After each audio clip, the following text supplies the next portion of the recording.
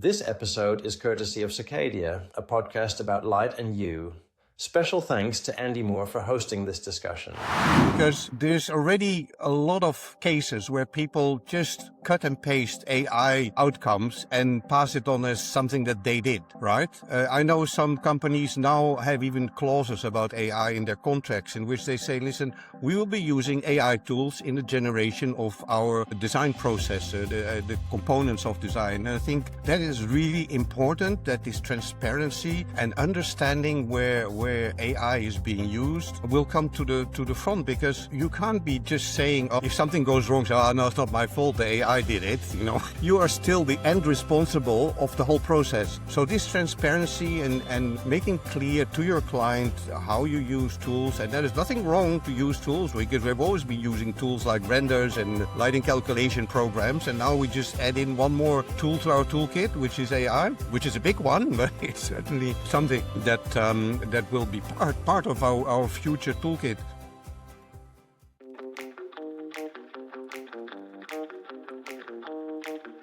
Let me start by asking about you, Martin. You've been in the lighting industry for a long, long time.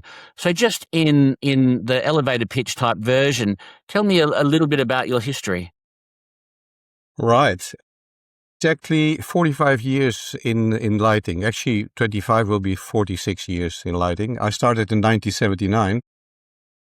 I graduated from the university in Holland, in Delft, as an industrial designer, and applied for a job with Philips.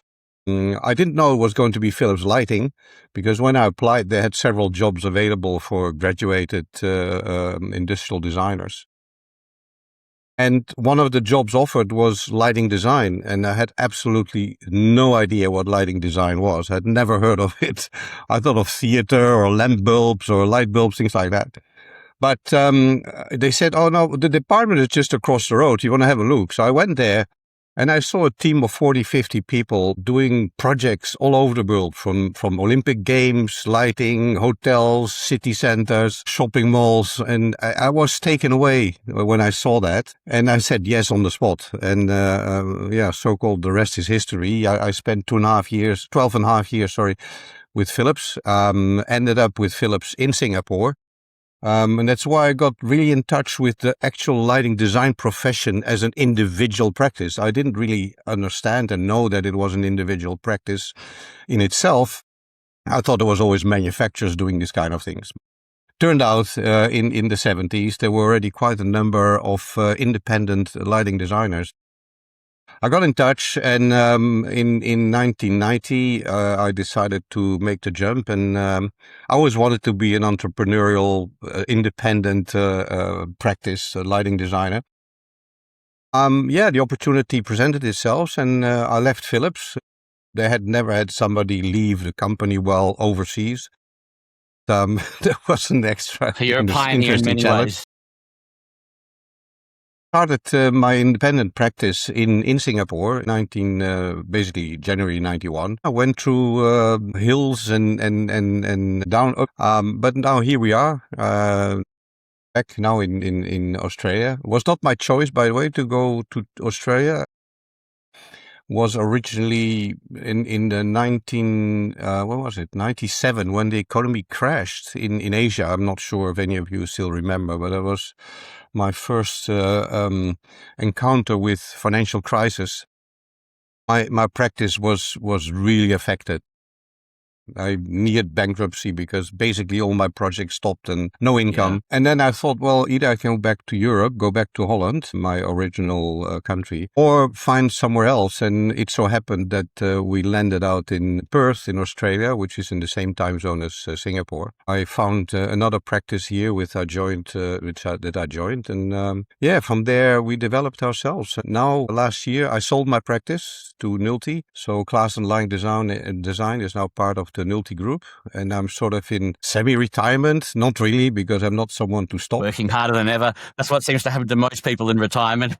But the key thing is that I'm trying to share all my acquired knowledge now. I mean, this is the part where I can share my knowledge and mentor the new generation. And doing this thing with Sahil is definitely also part of it. A big challenge for me, who was brought up without computers, but definitely something I'm looking forward to do. I love it. Well, yeah, I can't wait to talk more about it. So, Sahil, tell us a little bit about you. You are living in India at the moment, but looks like you've had a very interesting background, both in an entrepreneurial sense, but also academically. And you're an author. You've got an amazing book out, so I can't wait to learn more about. But yeah, give me the same thing, a bit of a background, so we know where you've come from. Well, so I actually graduated in the year 2010. I've been practicing in Dharwad. That is the place where I come from. Dharwad is in the southern part of India. It's in the state of Karnataka. And we've been practicing for about 11 years. We are going to be 12 now in July, mid-July. And we've been doing architecture, interiors, and hospitality is mainly what we do for interiors, and commercial and residential architecture is what we do. So about 2.5 years ago is when I was first exposed to ChatGPT with my friend, with one of my best friends, in fact. I went to meet him about 4 years. There was a huge gap. So 4 years we've not met. So I went to meet him and we were sitting around having in Dubai on the rooftop, beautiful climate, and there were all these fireworks and all that. And we were chatting about, very nostalgic and chatting about things and all that. And then he just says that, hey, dude, did you see this thing which came out, this ChatGPT thing? So he says that, and I just looked at his phone and I got hooked. And for the next 40 minutes, I spent time with his phone rather than actually speaking to him. And so that's kind of how the AI thing evolved. And so I come from a background where there are no architects in the family at all. So my dad is a vet, and my mom she's retired now. So she used to work for the Department of Agriculture. And we are not exactly from the farming background, but it's more of the government side of it. And I started architecture because I actually didn't want to do engineering. That was one of the main reasons why I shifted to architecture, because I definitely did not want to get into engineering and a lot of the calculations which go along with it. And I think I made a good choice. And me and my wife is my partner. So we run this firm. She's the interior designer. I'm the architect. And the architecture part, how it came about was kind of a fluke. Basically, I didn't know about the subject architecture as such. And I was literally trying to find ways to get out of going into an engineering college. A little bit about India. So especially the south of India, we produce the maximum amount of engineers in the world. Right. So every other person is either an engineer or a doctor. And it's like, the day you're born, it's like you're either going to be this or that. There's also a film about it as well. So that's not exactly what I wanted to do. And I wanted to be a writer right from the beginning. It's probably because of the influence of my grandfather. My grandparents brought me up because my mom and dad worked. So my grandfather was a English professor, and I was exposed to a lot of literature and stories. And he used to sit and tell me stories quite a lot. So I got exposed to that, and I was literally trying to find my way out of this engineering pit thing. And I wanted to be a writer. So I was looking at something like Bachelor of Arts or something in literature or something like that. But my dad wanted me to do engineering. So this was a way out for me. I said, okay, I'm going to an engineering college, but I'm not going to do engineering. So that was a good thing. I got into architecture, and that's sort of what my journey has been up until now. And the book, of course, I wrote a book on Midjourney, and I believe it's going to get old really fast because of the way that the technology... Sure, how fast things are moving, yeah. Totally, yes. And in fact, a lot of people have approached me asking for a second edition. Is it coming out? Are you updating it? Because we've got version 6, or I believe version 6.1, which we have touched upon in the last part of the book. The entire book is based on Midjourney. So it's Midjourney for Architects. The name of the book is Delirious Architecture, and it's available on Amazon as well. And it's basically like a guidebook, and also it showcases what you can and cannot do with Midjourney. We touched upon a little aspects of ethical use of the images that you're creating, etc. But then we wrote the book about a year ago. We're still in a fog. We really don't know. We're still very early in. It's just amazing how quickly everything is being revolutionized, and how many. There's nothing really that won't be affected by it. That is for sure. And what I'm most excited to have you guys on the Circadia podcast about is Yeah, let's give them a bit of background here. Lighting design is full of technical applications, lots of standards.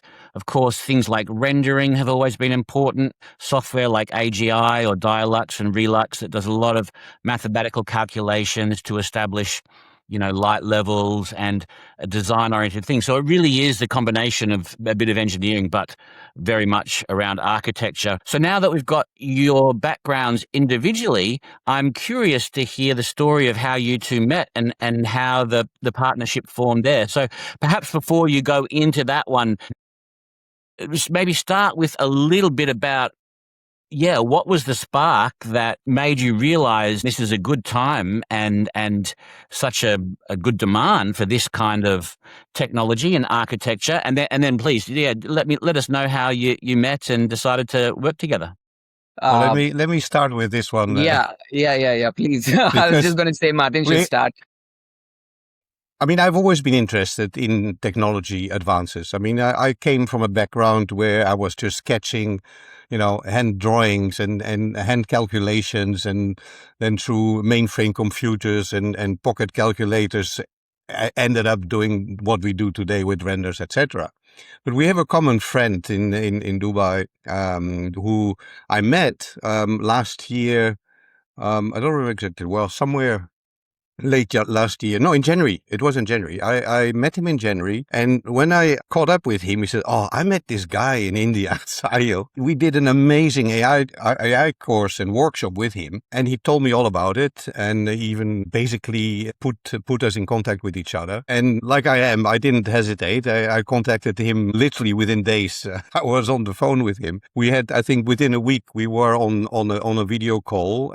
Because I can see, even though I'm from the older generation, I can see how the technology and all the development in software applications helps us to develop our toolkit in terms of what we can do as lighting designers. There's still a lot of things that it has to remain the human element of lighting design, but I was really blown away. And we basically agreed to do the workshop also with my team, which we did. I think within 2 or 3 weeks after we first met, we did supposed to be at 3 hours, but I think it went up to 4 hours because we clicked straight away and we started talking. And there the idea was born, like I said, well, we need to do something for lighting designers specifically. I'm sorry if I captured that properly, Sahil, but feel free to head in. So that's exactly what happened. In fact, the friend is the common friend who's there. I was talking to him yesterday, and so he just calls me up out of the blue and says that my friend Martin is here, and he's just gonna, he wanted to know about you, etc. And that he called up. I think you guys were together at that time, and so we're having dinner, I think, together, something like that. Yeah.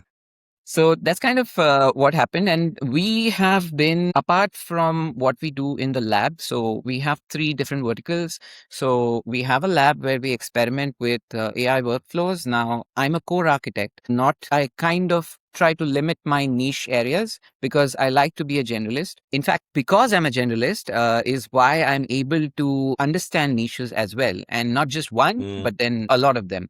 So what happened was, since it was lighting design and we knew that there was going to be a lot of, like you mentioned, a lot of calculations. In fact, we have done a few articles that we've written on our Substack where we have analyzed Dialux reports using GPTs, and we've done a little bit of back and forth as well. In fact, Martin lended us one of the Dialux reports from his actual projects because we don't want to do something which is hypothetical. We wanted to do something which was real. So we kind of did that. And so when he called up and he said, we want to do a workshop. Now we have multiple modules that we usually offer, and obviously we didn't want to overwhelm anyone, so we are starting with this. So we sort of offered him the starter version of it, so which was supposed to be 3 hours like he mentioned, but it went on to I think about 4.5 hours is what I believe it.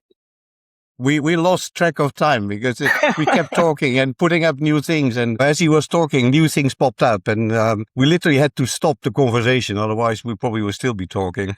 Absolutely. Sure. And I think that workshop was the launchpad. And then we started talking. And since we are already in this vertical where we kind of teach and train people, especially architecture firms. So when Martin suggested that we should do something in terms of a course for specifically for lighting designers, because there is a lot of smaller courses or workshops going on where you're focused on one thing, but there's nothing like a broad workshop where it gives you the beginning or the starting point. A lot of people get overwhelmed, go into a very small niche, and then you start telling them, "No, okay, you need to create a GPT this way, and then you need to use this, and this is the calculation that you're going to do." So it's a small part Yeah. of it. But then people need to know the fundamentals of AI, where it is coming from. It's not just the last 5 years. It's just the last 5 years is the big boom that is happening. But then there were a lot of research and a lot of stuff which happened right from the 50s, which has led to this. And unless we understand the context, you're not really able to appreciate what's coming out of AI. Because I have so many people coming up to me saying that, it's so easy to create stuff with AI, design stuff with AI. Don't you think we are missing out on the process? I said, usually tell them that the definition of process, you can't look at it in the same way that you do in a conventional design process. The process is right there, but you're not able to see it because you're looking at it from a different lens. Now, this is what we try to teach people when we say fundamentals, because unless you know the way that things work under the hood, you'll basically prepare yourself to actually what's coming in the future as well. So that's how the whole thing came up, and we are currently in the process of producing the whole thing, and I believe it'll be out soon. Oh, look, I can't wait. I just see so much value in that fast track in capabilities because, like you say, there are a lot of people who have been doing things a certain way for most of their career, and some people are often quite skeptical about what machines can do on our behalf. But yeah, nearly everyone I know, even if they were skeptical at the start, has an aha moment at some point and then realizes, wow, I literally just saved myself 50 hours. And that's not an overestimation when you look at the quality of sort of work once you do find that way you want to use it. So what I'm interested to know is when you were envisioning the course and when you were thinking about all the ways this really could drive genuine improvements for people, what did you initially identify as the key sort of, translation from an AI, program, a software to real world outcomes in lighting design? I think maybe what I want to start with first is the collaboration that we have in terms of who we are, because Sahil is the one that is so immersed in AI that he's basically the AI machine. He is the actual tool himself, right? And I represent somebody who is old generation, and there's probably a lot of other people in my place, in my situation right now, look at AI and said, what the heck is that? Some of people are fearful. They find it scary. They're apprehensive. So I'm sort of the human consciousness in this story with a zero background in AI. Well, a little bit more now because I've been using ChatGPT and other sort of programs to familiarize myself a little bit. But basically, I come from a background with nothing like that.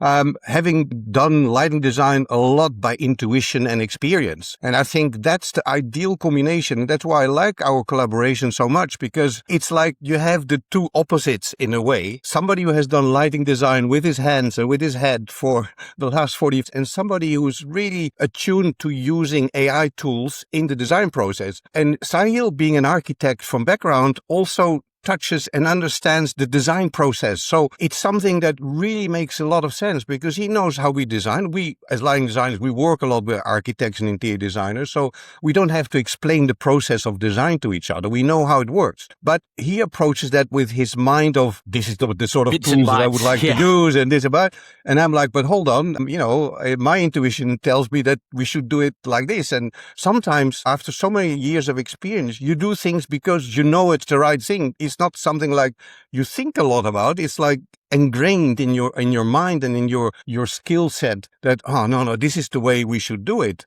But now sometimes I'm being challenged by what Sahil comes up with and say, all right, okay, that's interesting. So I think this combination will come up really nice. Yeah. And as we progress through completing this course to make it ready for our for our students that want to follow this. Look, I I'm think we certain will it's have going a to be so popular. I'm sure of it. well, yeah. I mean, I think we also enjoy the journey of doing it, actually. Whether it is one person following or 100, I don't think it will make a lot of difference for us. We just enjoy the process of doing it as well. Lovely.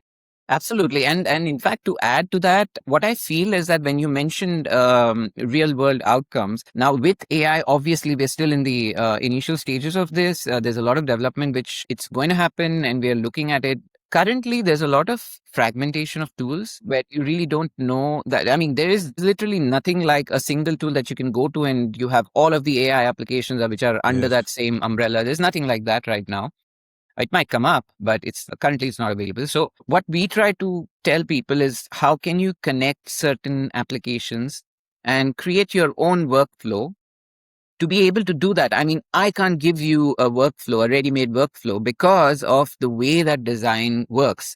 Because one architecture firm or one lighting design firm might have the core process the same, but they think completely differently and they approach things differently. The way that they coordinate with the consultants or the clients or on site, in fact, is quite different from each other. So there's no one size fits all here at all. So what we try to do is to help people find their path, create their own workflows. To be able to do this, they need certain information, certain direction, certain ways that they can use these applications. In fact, they also need which applications to use. I mean, there are so many of them. Yeah.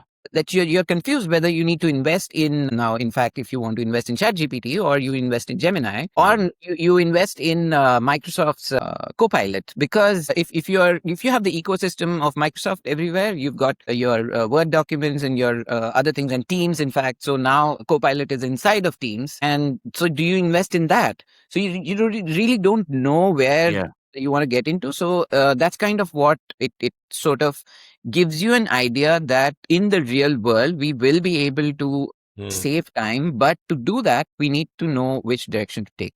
So that's what we hope to do with the... Well, that's why I play the role of the overwhelmed lighting designer. What do I do? Which tool should I use? The perfect person to see whether it's working or not, because like all good courses, they should give you the fundamentals. And yeah, I mean, AI especially, people come in at all different levels. You know, I was never a big fan of computers myself when I was younger, not the way the teenagers grow up these days, you know, literally attached to them and just they're native. I have a small thing to add, sorry. So when Martin mentioned that I come from this architecture background, so I also have a small stint that I did with an event company. So I used to work with them for set design, and I used to do... I have friends who are lighting and sound designers, sound engineers, and we used to do a lot of things which now I have friends who are DJs as well. So a lot of lights, sound, music, sort of production. So this is what I've seen. I used to work in Goa earlier, and that's where I've seen this happen and the kind of stuff that goes in. So what's a console? Before that, I never knew that there was a lighting console at an event. So that's also, it adds to my point of view, and I'm able to understand that when Martin mentions something about installation and the kind of lighting that goes into an installation, so I can actually relate to it. So that's also, it helps. I know exactly what you're talking about. In fact, I was talking to some TAFE students the other day, lighting design TAFE students, and I made the point that the old standards were all very based on static design, and the new world absolutely is becoming dynamic.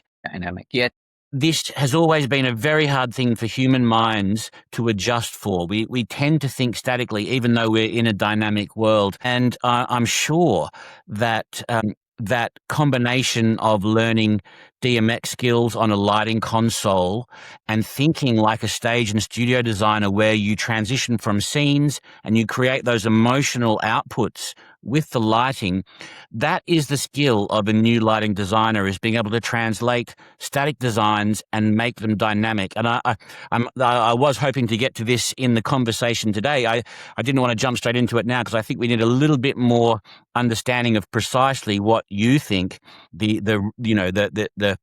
the ideal outcome is for an architect that perhaps is a little skeptical or hesitant to use AI at the moment. And we obviously want them to understand the ways in which this will help their practice.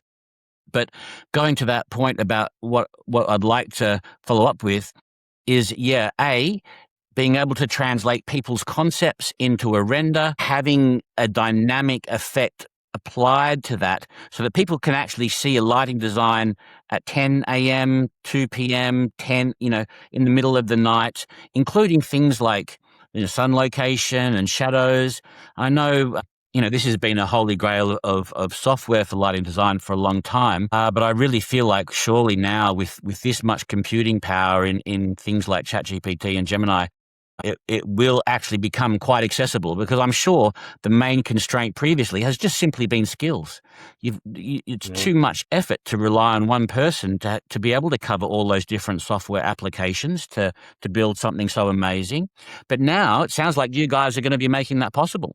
Actually, Well- I just I'll just say one thing. What you mentioned. Now it's very important for any designer to know that it's not limited to a specific set of tools made for that field or that niche anymore. You need to look at it as a multidisciplinary approach. You can't think that, okay, if there is a software designed for lighting designers, I'm only going to use that. That approach is changing right now, because even if you see one of the biggest firms uses software which is made for like blenders, actually made for animation and for filmmaking, but that is being used in architectural design. In fact, Maya, the software which is for modeling humans and figures and stuff. Now, Maya is also being used in architectural design. In the same way, we need to look at tools which are going to help us. Like you mentioned, that I can see a visualization in the morning, daytime, nighttime, these views which are there. We've always depended on one or two softwares which are visualization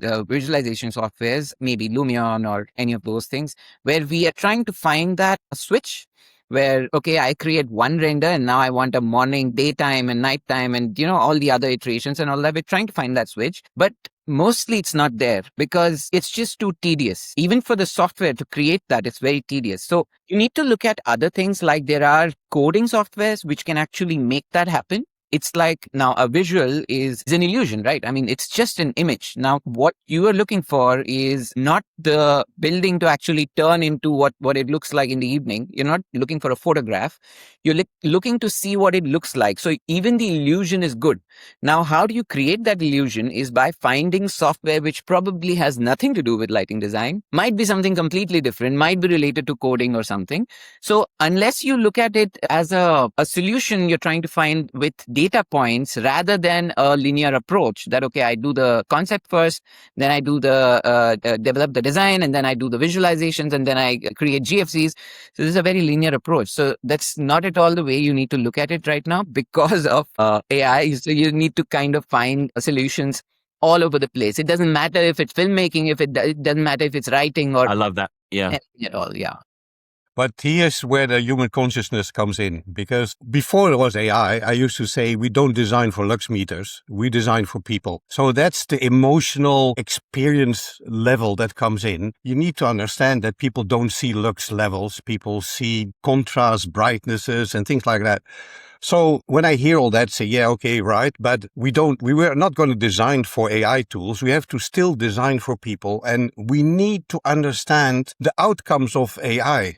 So if you use AI software and AI tools, you need to be able to appreciate and understand and probably decipher what has been offered to you. And if you don't have the proper experience, you may just take the AI results for granted and say, oh, that's nice, let's do that.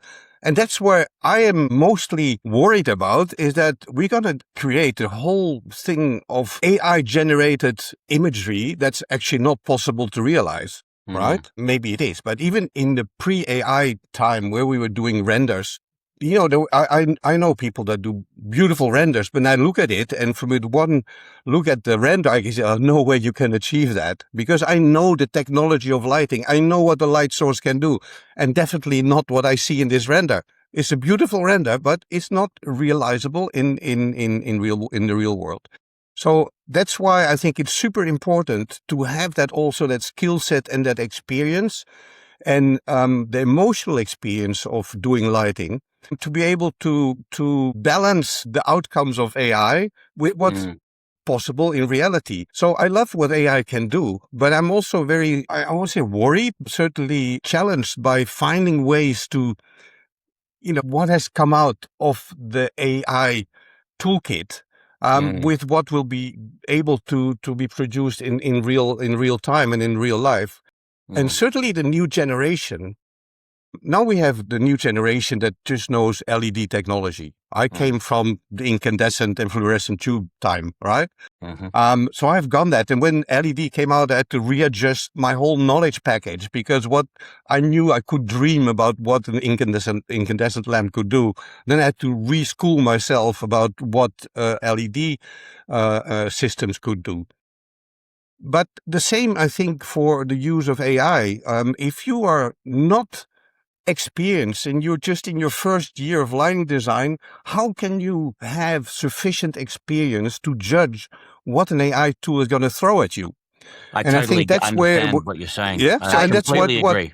Completely agree. and that's what I'm trying to bring up in the course as well. It's like, think about it. Is it real possible? Because AI tool is still in development. There's a lot of hallucinations going on, even though it's getting better and better. I mean, I'm really surprised what I see sometimes, how good it is. But yeah, that sort of No, I totally get it. guardianship of the design integrity is really important. Sahil, Sorry, I'll just add one thing to him. So one of the things is that AI, whatever it looks at the world currently is what we are helping it look at, right? Unless I give it the context, it doesn't really give me anything. I mean, it only sees what I can tell or ask. Exactly. Unless I know what question to ask, there's no way that you're going to get anything out of the AI. In fact, even a GPT, even the researchers don't know what a GPT knows, because we actually don't know what the questions to ask it, right? After the training period, when they go back, they have a set of questions just for a benchmark that, okay, this model knows something. But imagine if it has learned something which we have no clue about, but we ourselves don't know what to ask. So in the same way for lighting or for any design or architecture or anything, if you're using AI, unless you already know about the real world aspects, the spatial aspects of it, how does it feel at 4 p.m. in this particular clip site?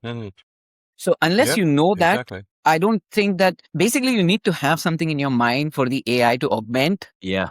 This is just, it is. So it's like let me give you this example that's occurred to me since you've been talking, and I'm so glad you jumped in with that explanation, Martin, because I think that helped me see it. But I think now I realize what you guys are aiming to achieve, and I'll use this lovely device as the example here, because it's interesting.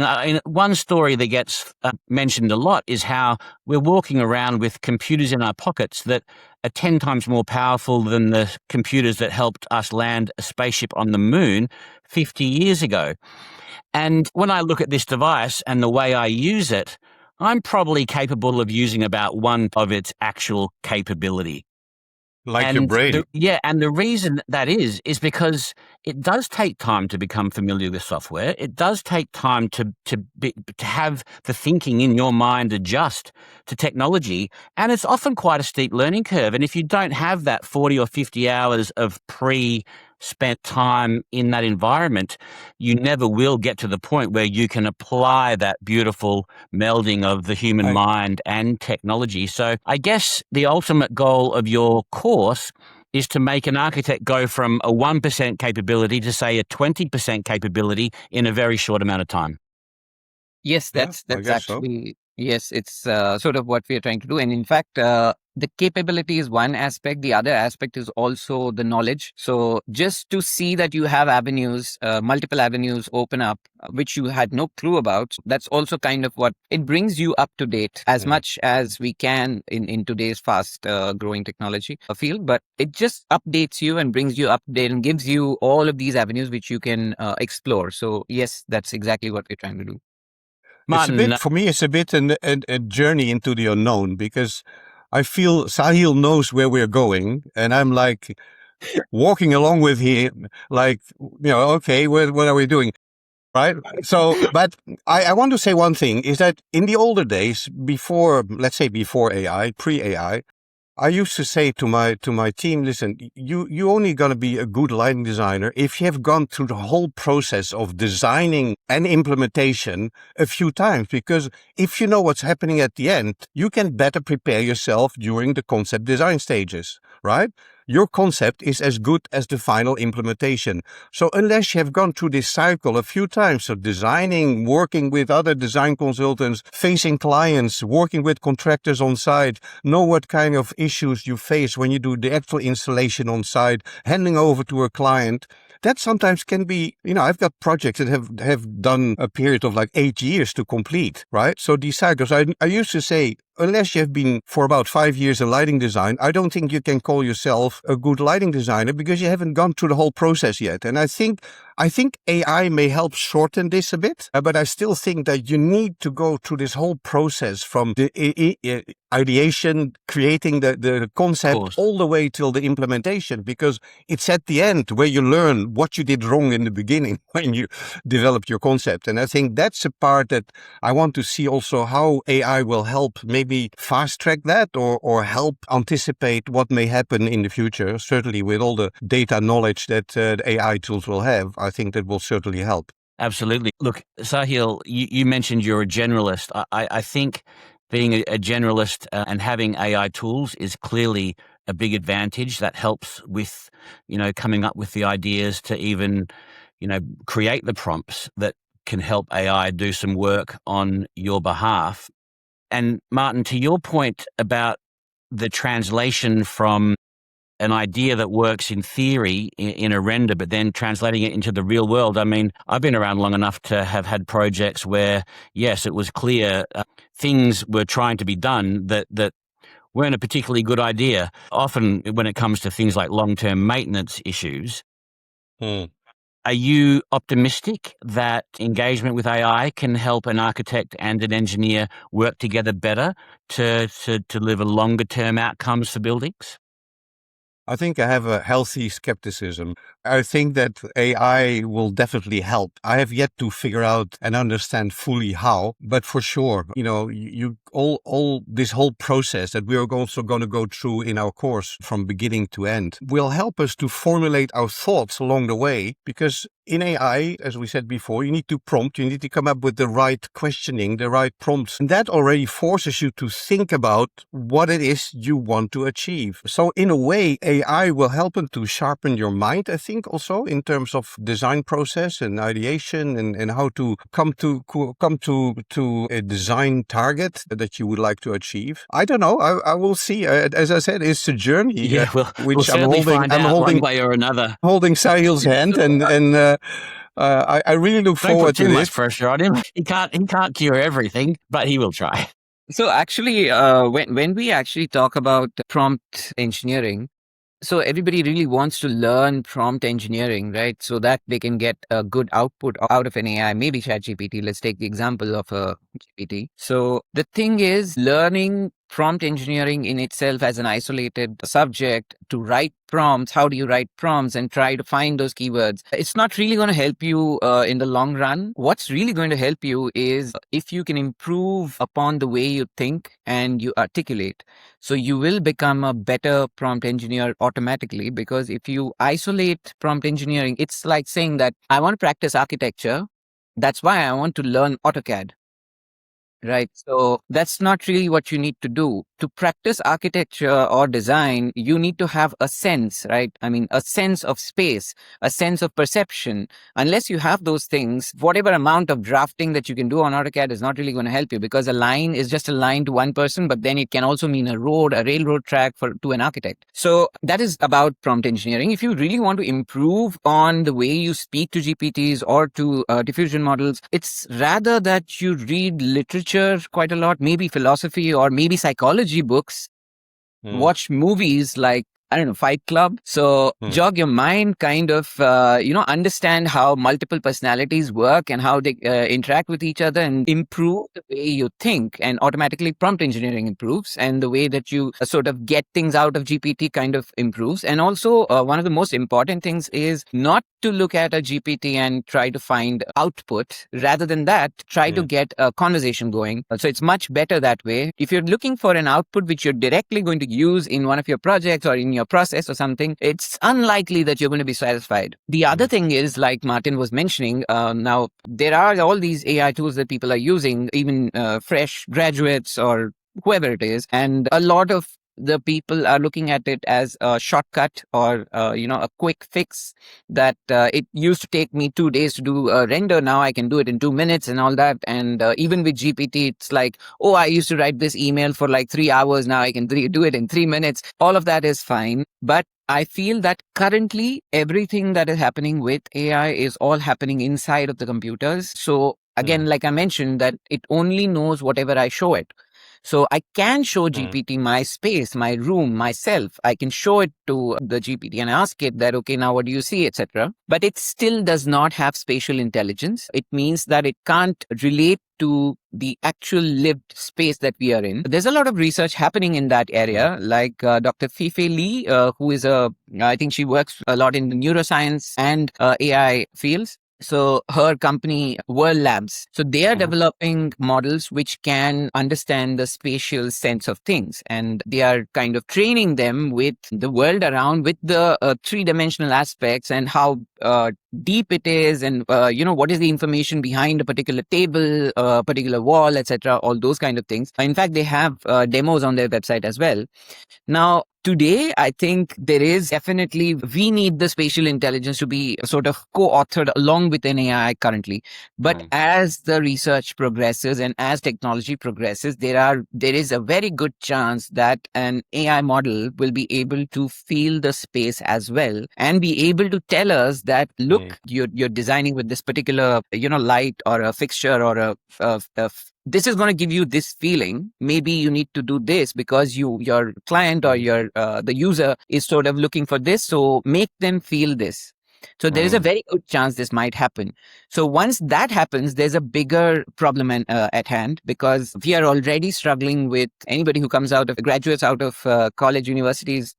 They're already looking at AI and saying that, okay, my work is like cut out for me, and I just need to, put in a few words, and then I hit enter and I get my design and all that. So we are already dealing with that. In fact, I have, wherever I speak, there are a lot of students who come and watch me speak. So after that, I have so many students coming up to me and asking me questions.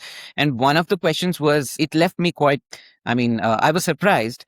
There was a first year student who asked me that, sir, I'm planning to give up architecture. I want to get into some other field. I said, why? So she says, no, you see this AI revolution which is happening. It's going to reduce our, the need for architects. It's going to reduce in our field. So I kind of said that, what do you think? If you're going to go into engineering or into medicine or something, you think that today I'm here talking about architecture and AI, there'll be somebody else talking about medicine and AI or engineering and AI. So there's no escaping it. The only way you can do it is by learning what it is and understanding what the implications are. And then starting young is actually good, according to me, meaning even if we can incorporate AI education right at the elementary level and in a controlled environment, of course. But if we start early, it is much better that we have better understanding by the time we get those kids in the right space, right? Just want to add a little point on the learning part of things, which we discussed earlier, but also in addition to what Sahil was just saying, I found from my experience in using GPTs a little bit, that with my experience, I'm sort of teaching the GPT on what I know, and I find that the responses are much more towards my sort of thinking, as if it knows what I know, as if it knows what I like. It either addresses me personally sometimes. Yes, Martin, we should do it this way. And like you said before, we should. So it gathers all the information that I put in also. And that is where my experience fuels, I think, the GPTs in terms of the library of information and library of potential lighting solutions, lighting effects comes in as well. And I think that's where the learning process will probably help fast track maybe that whole process from start till finish. Yeah, well, my thinking around what you guys are doing has evolved just in the short time we've been talking now. And I love what you were saying before, Sahil.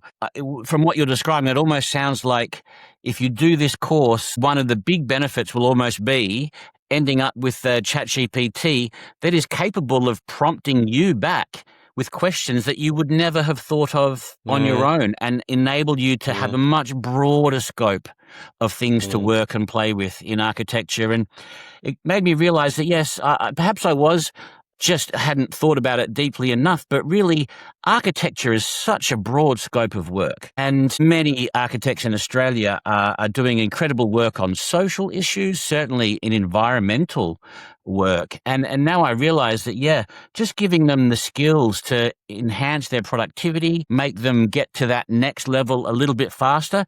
It doesn't matter whether it has anything to do with architecture at all. It could just help them if what they really want to do is become the ultimate sort of waste reduction expert when it comes to the building industry. If that's where their interest and desire is taking them, then AI will help them speed that up as well. So, yeah, I'm starting to see what you guys are doing. You mentioned earlier, Andy, about the evolution of lighting design. In the early days, it was mostly about functional and practical lighting design. Then became, we entered mood and ambience. And now when we design, we have to consider all the world issues like dark skies. We have to think of light pollution, health and well-being. All these kind of things come in. And it's amazing how the current AI tools already have incorporated that in answers that they give you. Lighting design is not only anymore just designing for a space. There's so much additional thing. We think of the circular economy, about how to recycle and reuse lighting systems in the future. So our thinking has also evolved in terms of what we do as lighting designers. Yes, it's become more interactive. We have all kinds of smart tools to use to do interesting things. I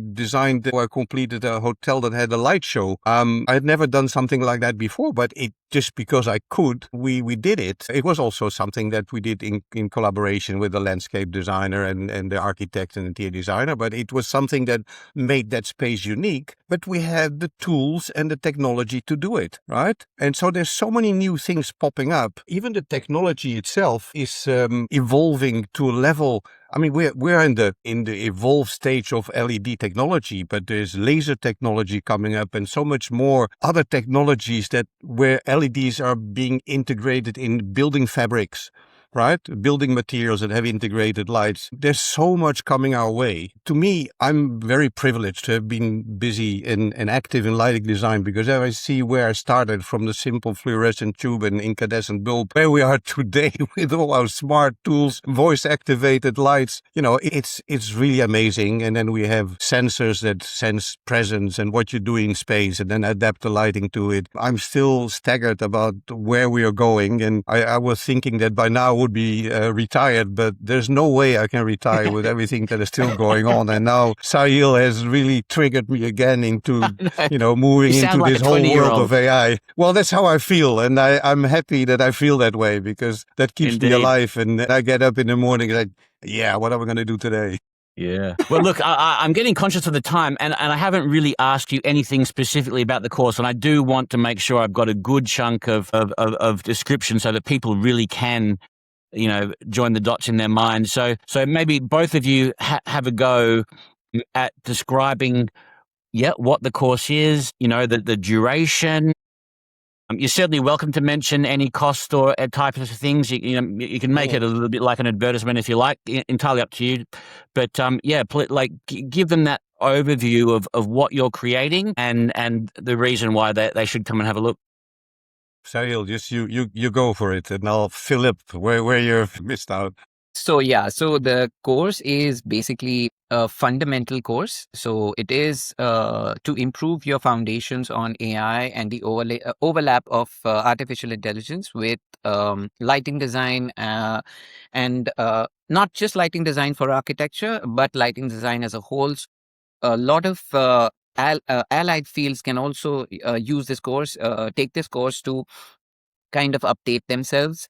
It might help architects who deal with lighting designers as consultants also, because then it gives you that background that what the lighting designer is thinking, and you're able to design your spaces and kind of adapt to the space better. And apart from that, independent lighting designers, spatial designers, a lot of people who can actually benefit from this course. Now, the course is designed to be a self-paced recorded course where we have about 5 modules, which we go through, and each module has got about 5 lessons.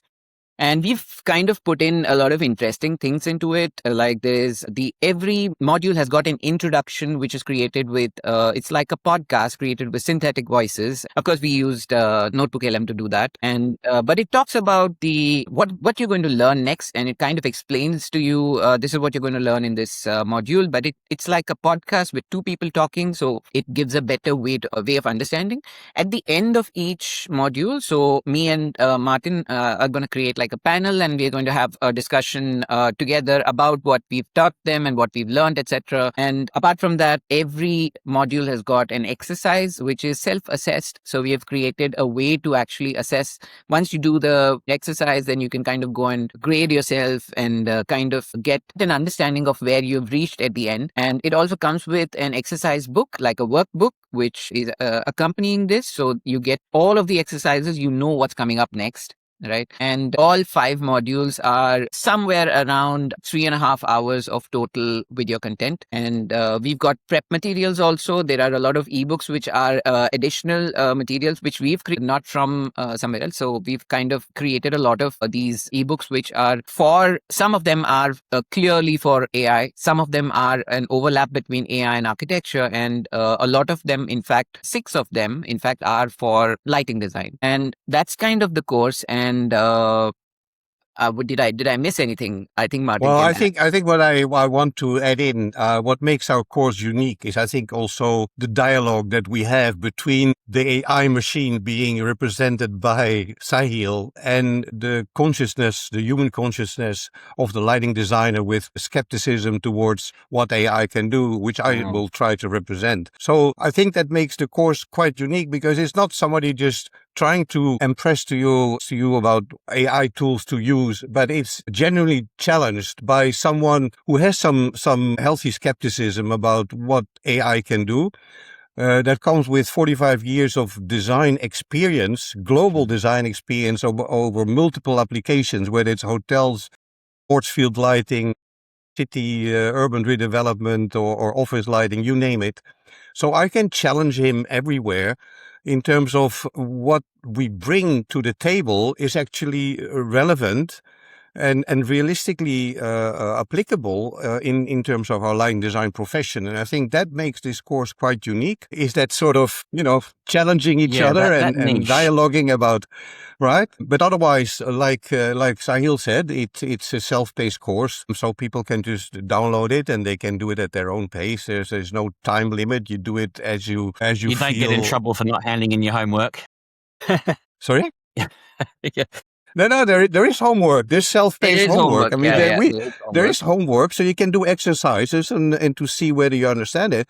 Apart from that, I think we will also offer consultancy afterwards, that if people want to continue and learn more, if they're getting excited about what they have learned over this course, we will offer a continuation afterwards. We're yet to develop that in more detail, but I think that's also important, that they're not left to dry. If they feel that they want to do more, we can do dedicated workshops with them. We can evolve even further. We are currently discussing with a complete company to do like a company-oriented design course as well. So it doesn't need to be individual. We can do groups and companies as well. Obviously, come with a different pricing level. They can go to maybe we can put the link to the course in the show notes. Absolutely. so that people can link in and they can sign up. And we have got already a healthy bunch of people that have already signed up and are waiting and daring to go now. All right. They're waiting for us to finish the course.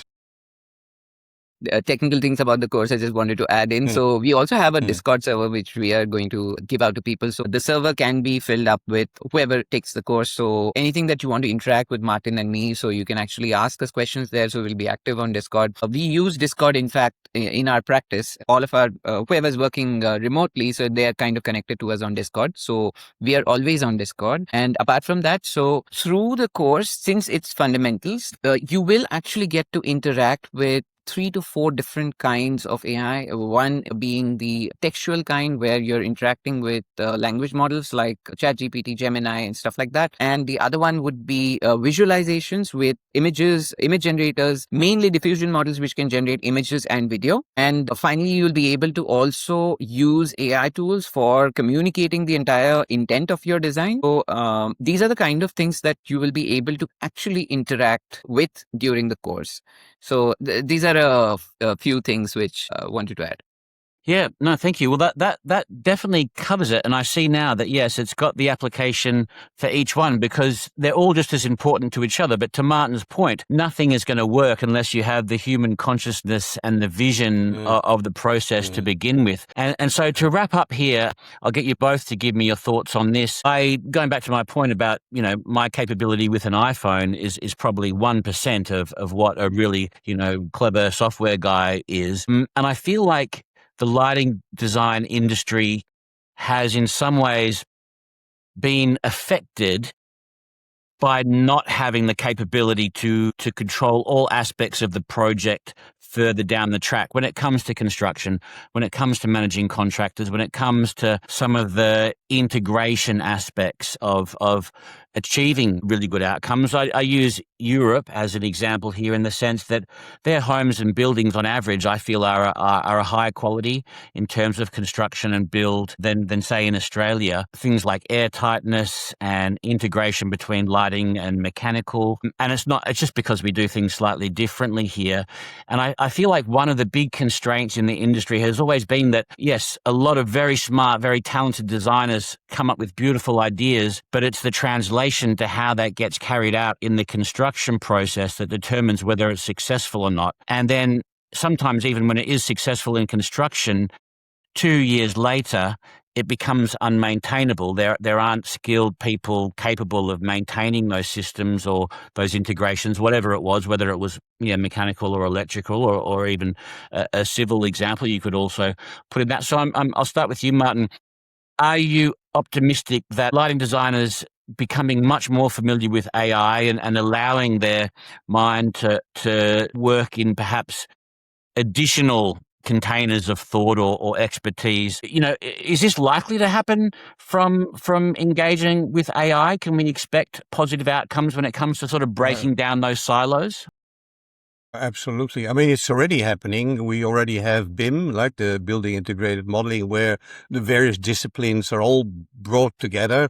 I mean, it's above my pay grade. I don't do these kind of things anymore, but I know my team works on that and has this kind of capabilities where all the disciplines are being merged together. All these models will have AI extensions. It's already happening. Even lighting calculations have AI extensions already. So it's happening for sure. But I think one of the key points that we haven't addressed, which I just want to mention right now, is the integrity and the being open and transparent about the use of AI. Because there's already a lot of cases where people just cut and paste AI outcomes and pass it on as something that they did, right? I know some companies now have even clauses about AI in their contracts in which they say, listen, we will be using AI tools in the generation of our design process, the components of design. And I think that is really important, that this transparency and understanding where AI is being used will come to the front, because you can't be just saying, oh, if something goes wrong, say, oh, no, it's not my fault, the AI AI did it,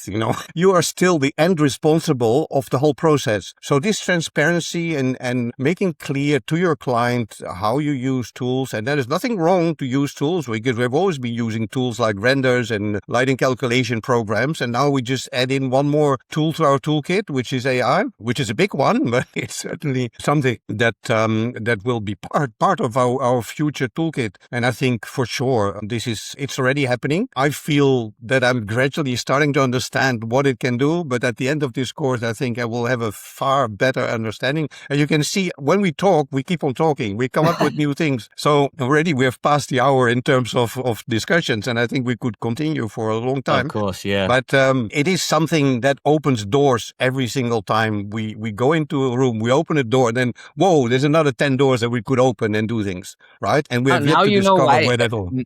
Now you know why our workshop actually went on from 3 hours to 4.5 hours. I'm getting certainly the vibe. Certainly with inquisitive minds like Sahil and I have, we keep talking and pushing each other to absolutely. To the next level. Even when we meet on Zoom, and we have like a 30-minute window, but then it always turns out to be like 60 minutes or something, and we're always talking. Yeah. One thing which Martin mentioned, in fact, we do it. We have a clause in our contract where we mention that we extensively use AI applications. So it's very important to be clear on that, because you don't want somebody to say that, look, you never mentioned that you're using AI and I'm not comfortable about it. You don't want that to be the case later on. And there is literally no point in hiding it. It's going to, it's going to be a norm very soon. So there's literally no point in hiding it. In fact, we should be celebrating it. In fact, we should be saying that, yes, we do use AI. In fact, we use it in as much as possible. The other thing is, Andy, you mentioned something about quality of design and the houses that are built in the UK. So I kind of had this thing which I wanted to put in. So being from India, we have a very unique vantage point, I believe, where we have a big cultural potpourri where we've got international context in India. We've got our own Indian cultural context as well. When we are designing buildings and we are building it, we also have something called as jugaad. You must have heard of it, I'm sure, because a lot of people use this word. Now, it's a Hindi word. It basically means getting the best out of whatever you've got. Right. So whenever we have anyone from India, when they go abroad for education or something, right, we've seen, at least I have seen in my personal experience, that there is a shift in the mindsets, and they start to look at India as a different problem rather than a problem which you can see when you're here. Right. So it's very similar to what happens when you're looking at AI and the kind of education that you've got to look at AI. So your point of view is very different unless you know the context in which you've put that AI into your process or where you're using it, and you know, you're self-aware that you're using this for this. You really need to have that. That's kind of what I wanted to say, because in India, we have we've been able to do buildings and projects. And in fact, our space program, if you know, with Vikram Sarabhai, had him with the rocket parts on a bicycle, and they took it to the thing. It's basically doing something with absolutely nothing at all at hand is kind of giving us that edge where you give me anything and I'll turn it into something. So this is the approach that if someone takes when they're looking at AI, so I think it'll kind of help. I love it. Yeah, well, you mentioned philosophy, psychology. Are you familiar with Theories of Everything, Kurt Jaimungal? Yeah, I have it here. Yeah, that's a great generalist, but with such interesting, combinations of neuroscience, consciousness studies, interest. And yeah, I mean, it's a benefit to everyone if curious minds can seek out, find information and have a real world impact faster. In fact, a lot of my friends who are architects also have libraries in their studios. A lot of the practices that I know and personally, so they have libraries. We also have a very tiny one, which you can see behind me. So a lot of the books here quite a lot of them are not really architectural. They're to do with science. I've got Stephen Hawking's book. I've got a lot of quantum physics. I've got a lot of philosophy, like you mentioned. And I've got that Theory of Everything. I believe it is here somewhere. And of course, why I do this is because unless you have a perspective, which is not the thing that you do in your profession, you'll not be able to actually make that. So in a very simple example is that if you want to design a building, and if you keep looking at other buildings to get inspiration, after a while, it'll just get, really mundane and really boring. Your buildings are going to look the same after a while, right? So you need to look at films, books, walk in the park, I don't know, anything which has nothing to do with buildings. You'll get the real inspiration. I like that, yeah. And Martin, to your thing, lighting design, you've been in the industry 45 years, and I'm sure you've got plenty of stories and spoken to so many people along the way, but it does seem to be reflected to me very often that lighting design is underutilized. And I guess the constraint there is that many people who are building a home don't always use an architect. They use a cookie cutter approach and buy it from a mass market builder because of the cost. And it's the same with lighting designers. It's up till now been seen as a luxury. And hey, everyone's got to earn an income. Everyone's got to make enough to live. And so building a service around lighting design perhaps has been seen as a luxury in the market to some extent. Obviously, it's much broader than that. But I'm wondering if by becoming, filtering down to the level where if lighting designers can become so adept, efficient at creating good designs quickly, then maybe the cost of lighting design as a service to regular consumers might come down as well. Have you thought about that at all? Well, I haven't, no, because, well, first of all, we are in a professional field, in a commercial field. We do designs for homeowners and some residential, but generally is people which are quite affluent and have money to spend and don't mind spending on an architect and all that. These kind of people will probably also involve a lighting designer.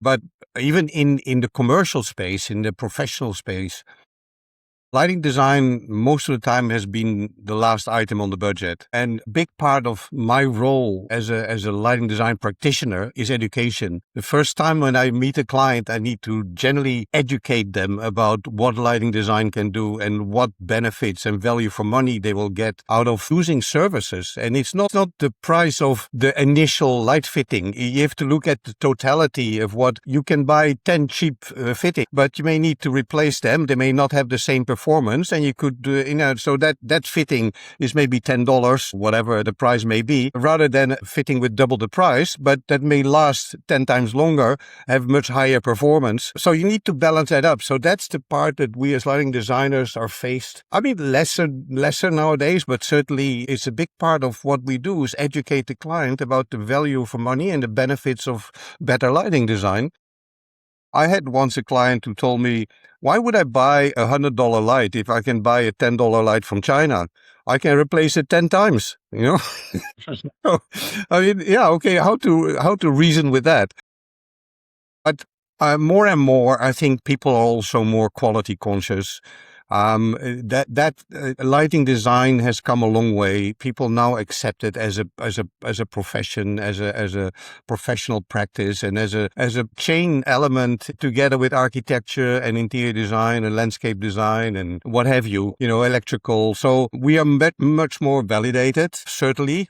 Our collaborations with architects. Yes, I mean, we need to understand what an architect do, and we need to understand what an interior designer do. But likewise, the architect and the interior designer have an understanding of what lighting can do, and that's how we collaborate to create a harmony in a lighting design. And I can tell you that for me, the best compliment about lighting design is when I get no compliment at all, because that means it's so perfectly integrated that it doesn't stand out as something special. If it stands out, I've probably done too much, right? I mean, it's maybe an interesting way to look at it, but I always feel that if people are happy with the totality of the design, which include the architecture, which include the interior design, and they feel the whole space works, then I've done my job properly, right? Indeed. Because if lighting stands out, that maybe the interior designer didn't do a good job, or the architect, so it's the combination of all these disciplines that makes an end product good and appreciated. I wanted to ask Martin, that client that you mentioned who said that I can buy 10 of them, I can replace it 10 of them if I buy it from China and $10. Was that the guy from India? Sahil? That could be anywhere in the world. It could definitely be in Australia. I can't remember. Okay. No, It could have been. No, why I was saying that is because I thought that we might have had the same client, because I have a client who says exactly the same thing. He says that, why do I have to spend like a lakh rupees on something when I can get it for 10,000 bucks? If it breaks, I'll just buy another one, So it'll last me for like 5 years. I can replace it every They year. are everywhere. Listen, they're everywhere. Even yesterday, I got an email from a client said, "Oh, look, I found this light from some wholesaler. Horrible light, wrong colors, but it was 1/3 of the price of the one that I had specified."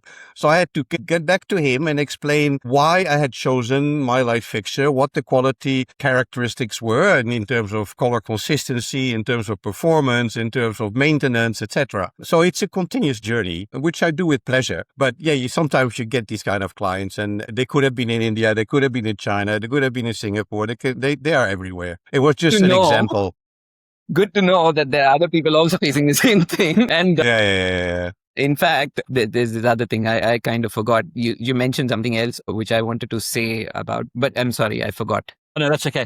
Well, look, let's finish up. We've been talking for a long time. It's been so great to chat, and I really do look forward to keeping in touch. Has the course started, or do we have a launch date coming up?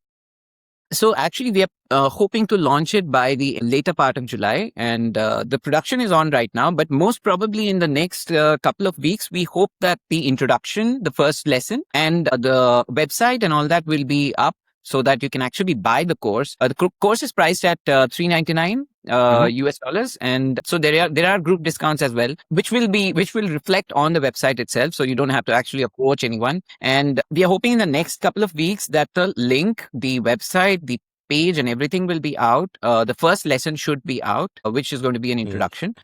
And beyond that, the whole course is in production right now. We're hoping that by the end of July, or probably the first week of August, we should have the whole thing out there. Well, look, I think also if everybody, I think I want to say that if everybody registers, we'll put the link in the show notes. If they register, they will be in touch with us, and we can give them an update when the course will start. So they don't have to look when is the course starting. So by registering, which is totally free, no obligation, you just register with your name and email, and then we can keep in touch with you and let you know when this officially will go off and start. Any last thing you wanted to say, Martin?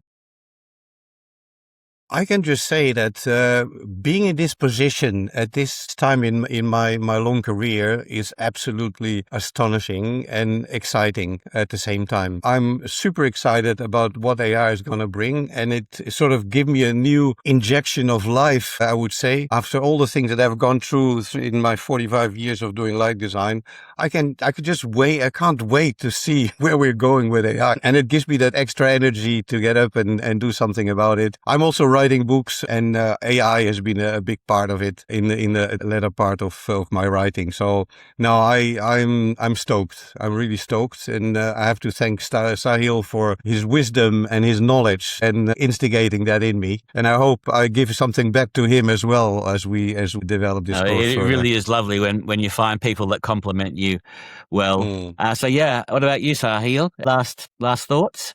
Well, a couple of things which I missed saying about us and what we do. First is that please follow us on Instagram, because the Instagram algorithms are not really favorable to millennials like us. The other thing is, apart from the book that we wrote, so we also produced a film, which was a documentary film. It's out on our YouTube channel. It was selected and screened at the International Film Festival of Larissa in Greece. This was also done about a year ago. So since we entered the film into the competition, so we couldn't actually post it on our channel. So now it's out there.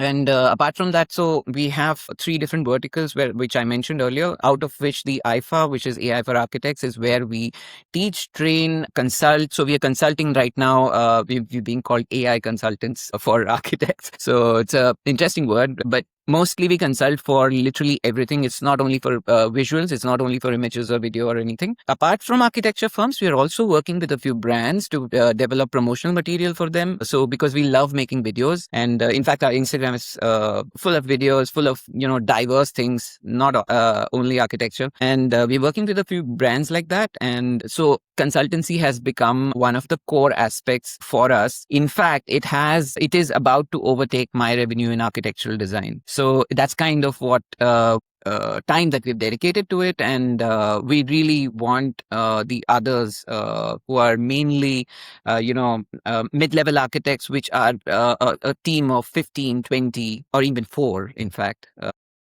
to be able to compete, at least get a seat at the table for a project where other players are all 50 plus teams, right?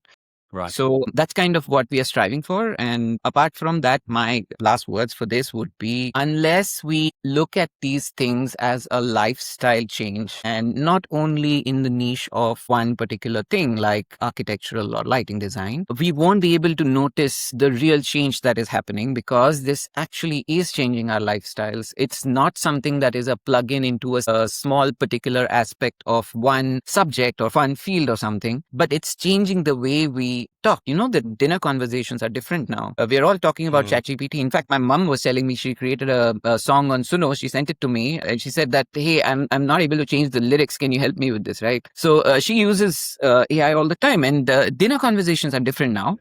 And earlier, it was like an architect or a lighting designer sitting with somebody like, a doctor or somebody who's not completely unrelated subjects, right? You wouldn't talk about your profession. Mostly you would talk about larger aspect. Maybe you would talk about the philosophy or what's happening in the country or something. But now you can actually talk about the subject that, like ChatGPT kind of helped me do this and we kind of designed it this way. And the other person is also going to be interested. Oh, yeah, I mean, ChatGPT helped me do this, right? So it is a lifestyle change unless we realize that it is kind of part of our everyday life and all of the way that we look at things is changing. We'll be stuck with trying to fit it into a particular box and kind of trying to say that, okay, I have to plug it in here, etc. Having said that, we also need to be self-aware.